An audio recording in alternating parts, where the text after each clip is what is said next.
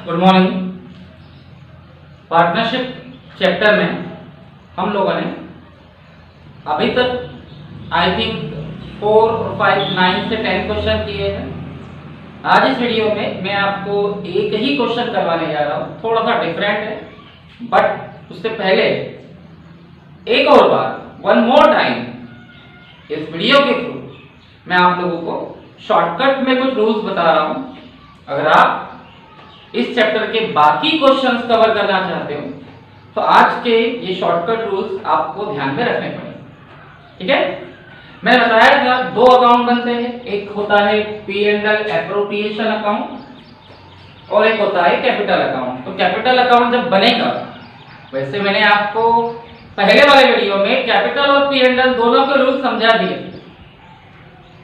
फिलहाल मैं शॉर्टकट में रूल समझा रहा हूं। ये P&L एप्रोप्रिएशन अकाउंट है।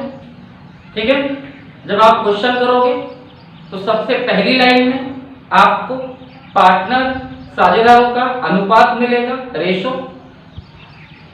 और उस अनुपात का प्रयोग, उस रेशो का यूज आप कब करोगे? सबसे लास्ट में प्रॉफिट बांटने के लिए। ठीक है, फिर जैसे ही आगे बढ़ोगे आपको साझेदारों की, पार्टनर की कैपिटल मिलेगी, पूंजी, यानी उन्होंने बिजनेस में कितनी कितनी पूंजी लगाई। ध्यान रखना, यहां कैपिटल कभी नहीं आती है। ये P&L अकाउंट है और P&L अकाउंट में कैपिटल नहीं आएगी। कैपिटल अकाउंट में जाएगी। लेकिन अगर उस पूंजी पर, कैपिटल पर ब्याज देने का बोला हो, इंटरेस्ट देने का बोला हो, तो यहां आएगा पूंजी का ब्याज, कैपिटल का इंटरेस्ट पार्टनर को बिजनेस की तरफ से दिया जाता है। बिजनेस के लिए नुकसान है तो वो डेबिट में आएगा। अब कितना आएगा? जितना क्वेश्चन में बोला हो। 6% बोला हो तो 6%, 5% बोला हो तो 5%। ठीक है, और वो निकालना पड़ेगा। जितनी कैपिटल पार्टनर ने लगाई उतनी कैपिटल का इंटरेस्ट निकालकर डेबिट में आएगा।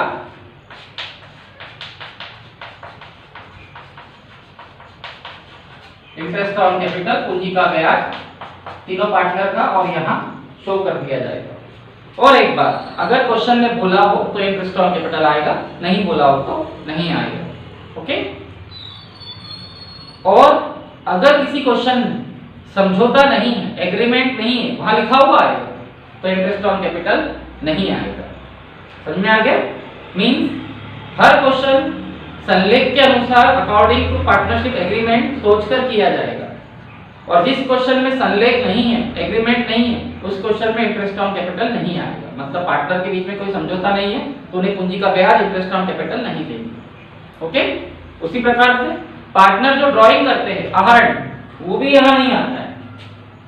ड्राइंग करने से कैपिटल कम होती है, पूंजी कम होती है। जितनी कैपिटल मैंने लगाई उसमें से पैसा निकाल लिया तो कैपिटल प्रभावित होगी, कैपिटल इफेक्टेड होगी। तो ड्राइंग भी यहाँ नहीं आएगी, लेकिन ड्राइंग का इंटरेस्ट आएगा।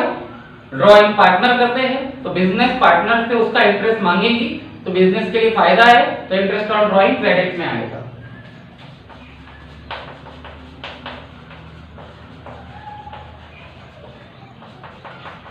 तीन पार्टनर का यहां शो कर देंगे।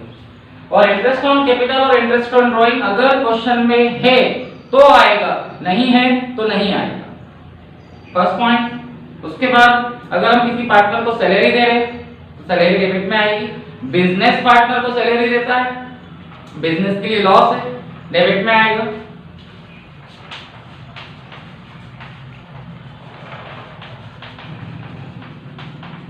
सैलरी ऑफ पार्टनर, राम को दी तो राम सैलरी, शाम को तो शाम सैलरी। और सैलरी का एक रूल है कि सैलरी कभी भी साल भर की आएगी, एक साल की। मंथली महीने भर की दी है तो 12 का गुना करके 12 का मल्टीप्लाई करके उस साल भर का बनाना पड़ेगा। ओके, अगर किसी पार्टनर को फर्म कमीशन देती है तो वो कमीशन भी डेबिट में आएगा, क्योंकि फर्म पार्टनर को दे रही है, फर्म का लॉस है। ठीक है,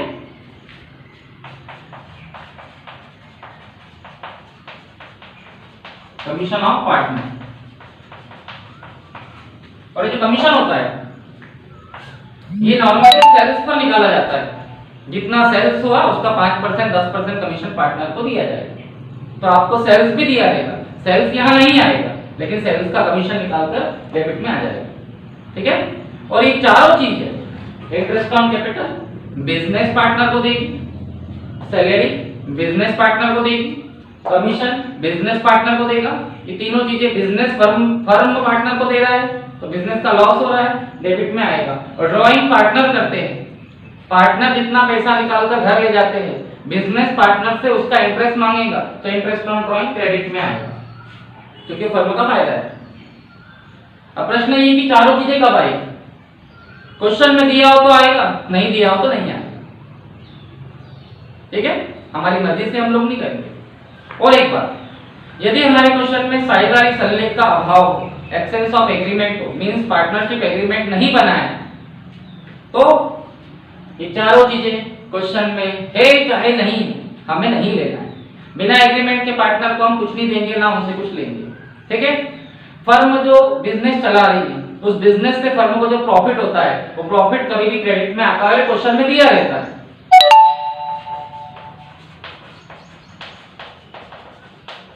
ये क्वेश्चन में दिया रहता है। इसके अलावा बिजनेस से कोई और लॉस हो, जैसे मैनेजर को कमीशन दिया, डेबिट में आएगा, डेप्रिसिएशन लगा, डेबिट में आएगा, पैसा डूब गया, डेबिट में आएगा, नुकसान सारे डेबिट में आ जाएंगे। ओके, और लास्ट में एक चीज और समझा देता हूं, अगर किसी पार्टनर ने फर्म को लोन दिया है, ऋण दिया है, पार्टनर ने फर्म को लोन दिया है, तो वो लोन बैलेंस शीट में जाएगा क्योंकि वो दायित्व है, लायबिलिटीज P&L में नहीं आएगा। लेकिन पार्टनर ने फर्म को लोन दिया है तो फर्म उस पार्टनर को उसका 6% ब्याज देगी, इंटरेस्ट। ओके, और फर्म दे रही है तो फर्म का लॉस है, डेबिट में आएगा, इंटरेस्ट ऑन लोन। और ऋण का ब्याज, इंटरेस्ट ऑन लोन, संलेख एग्रीमेंट हो चाहे ना हो देना ही पड़ेगा। विदाउट एनी एग्रीमेंट, बिना समझौते के भी ये देना ही पड़ता है, मतलब ये तो आता ही है। तो जिस क्वेश्चन में संलेख नहीं है, एग्रीमेंट नहीं है, उस क्वेश्चन में 1 2 3 4 ये चार चीजें नहीं आएगी, केवल फर्म का प्रॉफिट आएगा और इंटरेस्ट ऑन लोन आएगा बस, वो भी 6%। और आंसर कैसे निकलेगा? क्रेडिट में इनकम है तो क्रेडिट का टोटल लगाएंगे और क्रेडिट में से डेबिट माइनस करेंगे तो आपका नेट प्रॉफिट आ जाएगा। उसको तीनों पार्टनर में या दो पार्टनर में बांट देंगे, डिस्ट्रीब्यूट कर देंगे। कैसे डिस्ट्रीब्यूट करेंगे? जो अनुपात दिया है, जो रेशो दिया है उसमें, और रेशो नहीं दिया है तो बराबर बराबर इक्वल इक्वल, दो पार्टनर को, तीन पार्टनर को, तीन पार्टनर को। ओके, और बिना एग्रीमेंट के जो भी प्रॉफिट होता है उसको इक्वल इक्वल ही बांटा जाता है। समझ में आ गया? ये P&L अकाउंट का रूल। ओके,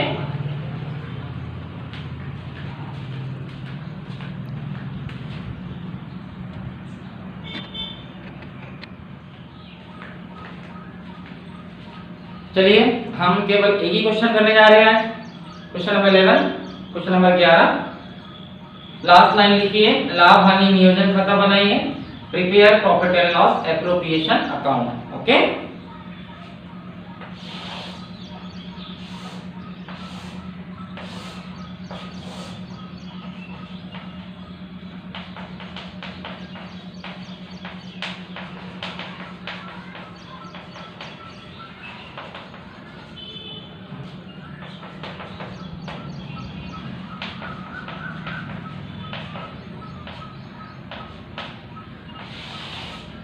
ठीक है। महेश और रमेश 5:3 में लाभ हानि बांटने वाले साझेदार हैं। Mahesh and Ramesh are partner, they are partner in a firm sharing profit ratio 5:3। ये महेश और रमेश का प्रॉफिट को बांटने का अनुपात दिया है, रेशो। इसका असर सबसे लास्ट में पड़ेगा। उनकी पूंजी 3 लाख और 2 लाख है। Their capital were 3 lakh and 2 lakh. अभी 3 लाख और 2 लाख क्या है? ये उनकी कैपिटल है, पूंजी। ये यहां नहीं आती, आई रिपीट, ये यहां नहीं आती है। इसका ब्याज आता है, इंटरेस्ट। जितना बोला हो उतना आता है। और इस क्वेश्चन में बोला है कि साझेदारी संलेख में व्यवस्था है कि the partnership deed provides, partnership deed है, पूंजी पर 12% ब्याज मिलना चाहिए। Interest on capital 12%। ठीक है, हम 12% इंटरेस्ट देते हैं टू इंटरेस्ट ऑन कैपिटल। ठीक है, ये पार्टनर है महेश और रमेश। तो महेश की जो कैपिटल है वो 3 लाख है, 3 lakhs, और रमेश की 2 लाख है, 2 lakhs। इसका 12% परसेंट के लिए y में 100 आता है, ये ध्यान रखना। तो ये हो जाएगा 12 3 36, 36,000, और 12 6 12 2 24, 5 2 24, 24,000। इस प्रकार इंटरेस्ट ऑन कैपिटल 60,000, 60,000 आ गया। ओके, किसी पार्टनर को सैलरी देने का नहीं बोला है तो हम भी नहीं देंगे। इंटरेस्ट ऑन ड्राइंग भी नहीं, आहरण का ब्याज भी नहीं है तो वो भी नहीं आएगा। फर्म का लाभ 1,23,000 है। Profit of the year was 1,23,000, यानी फर्म को जो प्रॉफिट हुआ वो क्रेडिट में आता है बाय प्रॉफिट ब्रॉट डाउन 1,23,000।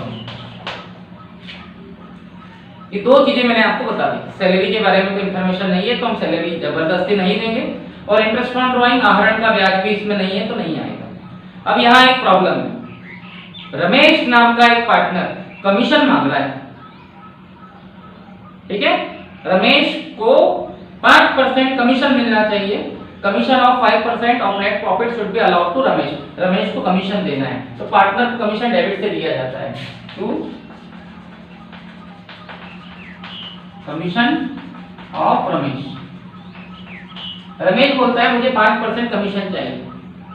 इसके पहले के क्वेश्चन में भी हमने किसी पार्टनर को कमीशन दिया था, यहां भी देंगे। क्यों नहीं देंगे भाई, कमीशन देने का बोला है तो देंगे। बट प्रॉब्लम ये है कि इसके पहले हमने जितने भी क्वेश्चंस किए, चाहे वो राम श्याम गोपाल का क्वेश्चन है, उसमें श्याम को कमीशन दिया था पर सेल्स पे दिया था, बिक्री पर।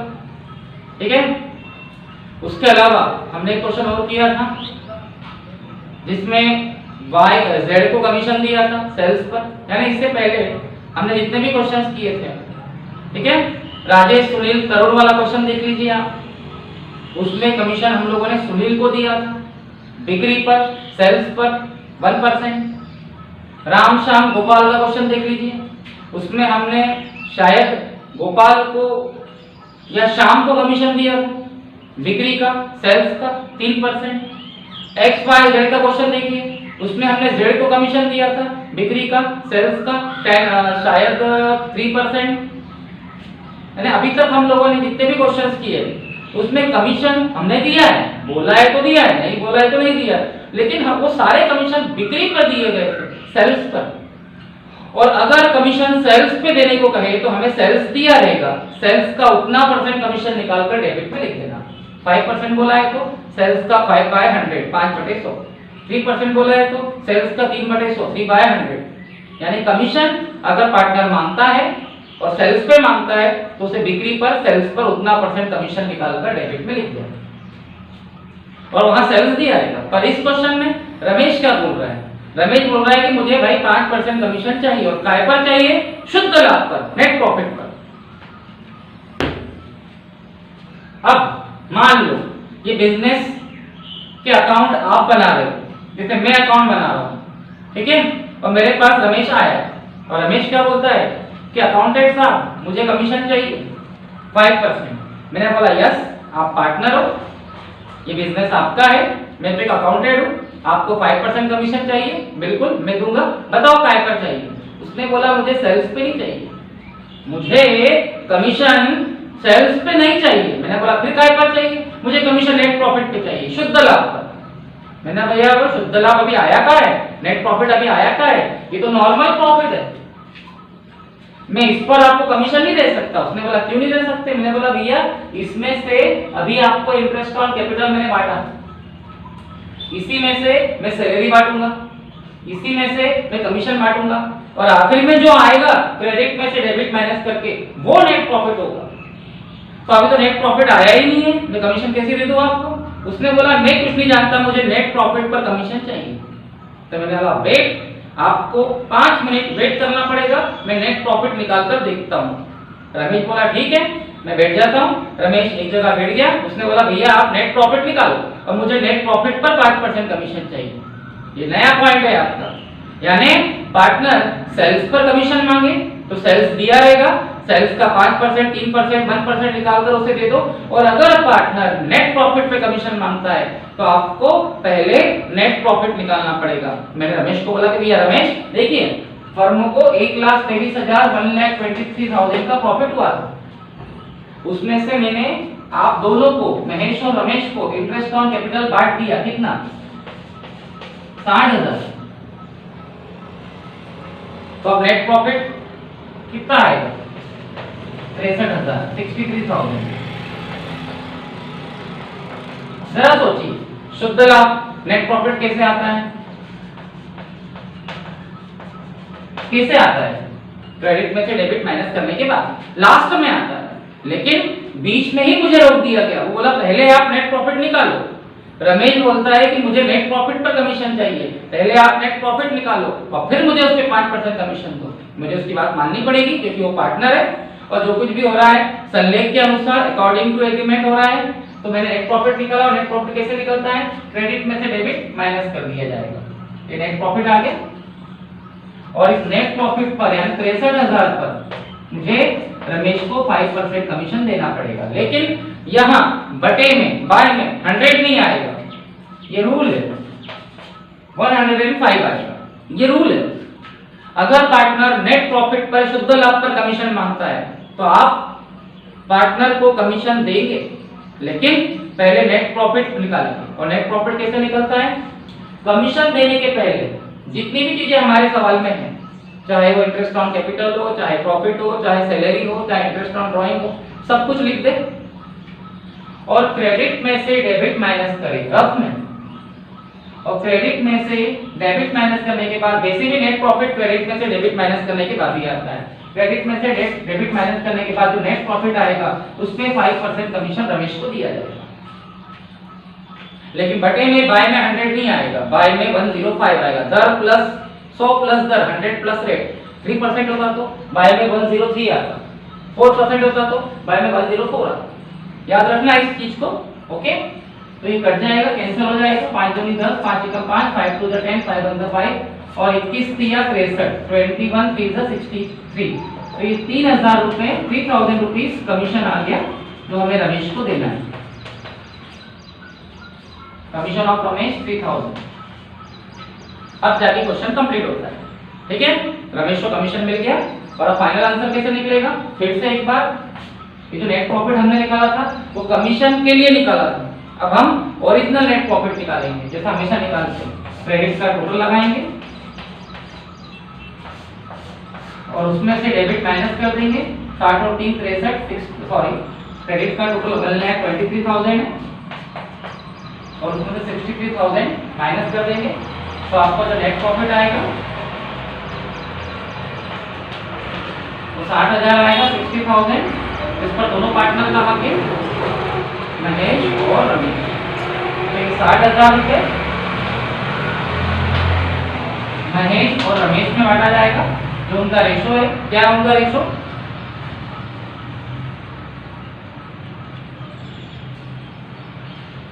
5:3, 5:3। तो इसको 5 और 3 8 से भाग दे दे, 8 से डिवाइड कर दे।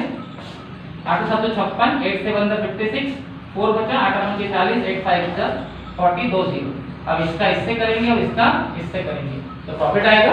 यहाँ बांट देंगे, देखिए 5 0 2 0, 5 0 0, 5 0 2 0, 5 0 0, 5 5 25, 5 5 25 के 5 कैरी में आया, हासिल आया 2, 7 बना 35 और 10 37,500 महेश को मिलेगा और इसका 3 से करेंगे तो 21,500, 21,500 समथिंग रमेश को मिलेगा। करके देखो 3 0 0 3 0 0, 5 3 15 के 5 कैरी आया, ठीक है? और 7 या 21 और 2, सॉरी 3 0 2 0, 3 0 2 0, 7 या 15 के 5, 5 3 15 के 5, हासिल आया कैरी आया 1, 7 21 और 22, 22,500, 22,500 ये आ जाएगा। ओके, ये नया पॉइंट था। मींस पार्टनर अगर नेट प्रॉफिट पर कमीशन मांगे तो उसको कमीशन देने के पहले सारी चीजें P&L अकाउंट में लिख दें। इंटरेस्ट ऑन कैपिटल, सैलरी बोला हो तो सैलरी, आहरण का ब्याज, इंटरेस्ट ऑन ड्राइंग बोला हो तो क्रेडिट में लिख दे, प्रॉफिट क्रेडिट में लिख दे और रफ में क्रेडिट में से डेबिट माइनस करके एक रफ नेट प्रॉफिट निकालेंगे। उस पर 5% बोला है कमीशन तो 5/105, 55,105 निकालकर रमेश को दे देंगे और आखिरी में फिर जैसा नेट प्रॉफिट निकलता है वैसा निकालेंगे। ओके, बस ना बहुत है।